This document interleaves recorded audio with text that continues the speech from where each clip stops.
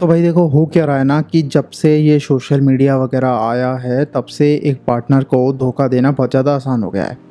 ठीक है, क्योंकि अब आपके पास ऑप्शंस हैं, अब आपके पास अनलिमिटेड ऑप्शंस हैं। तो आप किसी को मैसेज करते हो तो अगर आप 100 लोगों को करते हो तो 2 लोग मान जाते हैं। तो अब बात कर लेते हैं तो उसमें कोई दिक्कत है नहीं। तो इस चक्कर में क्या है ना, पार्टनर को धोखा देना बहुत ज़्यादा आसान हो गया है। तो अब लोग ये कहते हैं कि यार हम ऐसी सिचुएशन में क्या करें, अगर हमारा पार्टनर हमको धोखा दे रहा है तो हमें क्या करना चाहिए। देखो, ये 2 चीज़ों में डिवाइड होता है। अगर आप एक रिलेशनशिप में हो, जस्ट एक रिलेशनशिप में हो, गर्लफ्रेंड बॉयफ्रेंड वाला सीन है, तो इसके लिए आपके पास अलग ऑप्शंस हैं। लेकिन अगर आप शादीशुदा हो, उसके बाद आपका एक्स्ट्रा मैरिटल अफेयर चल रहा है किसी वजह से, तो उसके कुछ अलग ऑप्शंस हैं। तो दोनों ही सिचुएशन में हमें क्या करना चाहिए, मैं आज आपको बताने वाला हूँ इस वीडियो में। ठीक है, मेरा नाम है नारायण शर्मा और आप देख रहे हो नारायण अनफिल्टर्ड। देखो, सबसे पहले बात कर लेते हैं एक रिलेशनशिप की।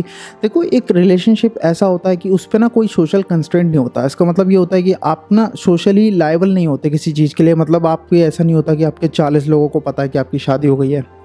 ठीक है, ऐसा नहीं होता। तो आप अगर एक वो रिश्ता तोड़ देते हो ना, तो इतना फ़र्क नहीं पड़ता है सोसाइटी पे और आपकी रिस्पेक्ट पे, जो देखो सोसाइटी आपको देती है। क्योंकि अगर आप एक सोसाइटी में रहते हो तो आपको रिस्पेक्ट बहुत ज़्यादा ज़रूरी है। चाहे फिर आप एक लड़की हो चाहे वो लड़का हो, वो डिपेंड करता है। ठीक है, तो आप अगर एक रिलेशनशिप में हो जो नॉर्मल गर्लफ्रेंड एंड बॉयफ्रेंड वाला है, तो मैं कहूँगा कि आप ऐसे में अपने रिलेशनशिप को डंप कर दो। मतलब उसको छोड़ दो, रिलेशनशिप को तोड़ दो और अपने पार्टनर को डंप करो और आगे निकल जाओ।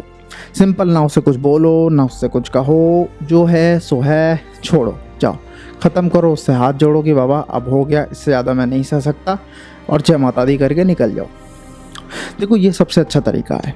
लेकिन अब क्या होता है ना, अगर जब शादी जैसी चीज़ हो जाती है जहाँ पे कि अब मतलब जो सोसाइटी है वो भी इन्वॉल्व हो चुकी है, अब चीज़ें थोड़ी सी लॉन्गर हो गई हैं और हार्डर हो गई हैं चीज़ें टूटना, उस सिचुएशन में हमें क्या करना चाहिए। देखो, ये चीज़ आप रिलेशनशिप में भी लागू कर सकते हो क्योंकि आपके पास है, ऑप्शन है। लेकिन वही चीज़ है कि मैं ये नहीं कहता आप रिलेशनशिप में कॉम्प्रोमाइज़ करो, क्योंकि रिलेशनशिप में आप कॉम्प्रोमाइज़ करोगे तो शादी में क्या करोगे। देखो, शादी एक डिफरेंट चीज़ जो आती है, उसमें आपको कॉम्प्रोमाइज़ करना पड़ता है। मैं ये नहीं कहता कि हाँ आप कॉम्प्रोमाइज़ करते रहो, बट हाँ, कॉम्प्रोमाइज़ करना भी एक ऑप्शन होता है।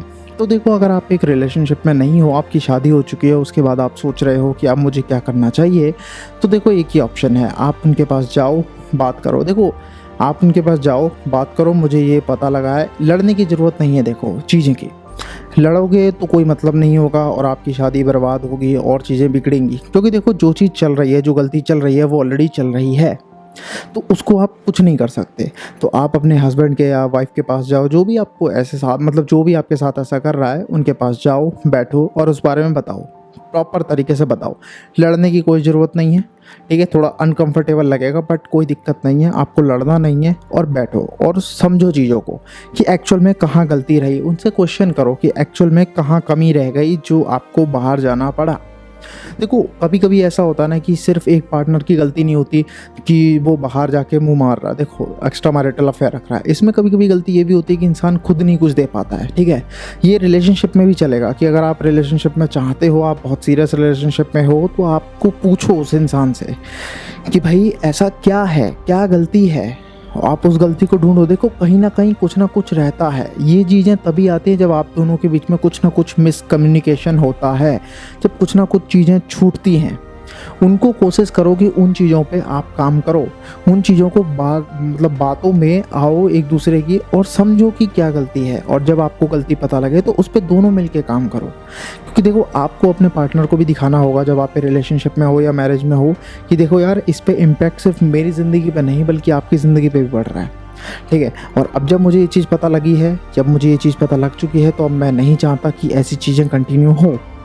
ठीक है, मैं जानता हूँ हार्ड होता है बहुत ज़्यादा इस चीज़ को। लेकिन देखो यार, मैरिज वही चीज़ होती है कि आप तोड़ना चाहो तो आप तोड़ सकते हो, बट बहुत सारी रिस्पॉन्सिबिलिटीज़ आ जाती हैं, फैमिली रिस्पॉन्सिबिलिटी होती है, बहुत सी चीज़ें होती हैं। तो वहाँ पे आपको थोड़ी सी जो है ना अकल से काम लेना होता है। क्योंकि देखो यार, इन गलतियाँ मैं कहता हूँ इंसान से हो जाती हैं और कहीं ना कहीं हमारी भी गलती रहती है, तो हम इस चीज़ को निगलेक्ट भी नहीं कर सकते।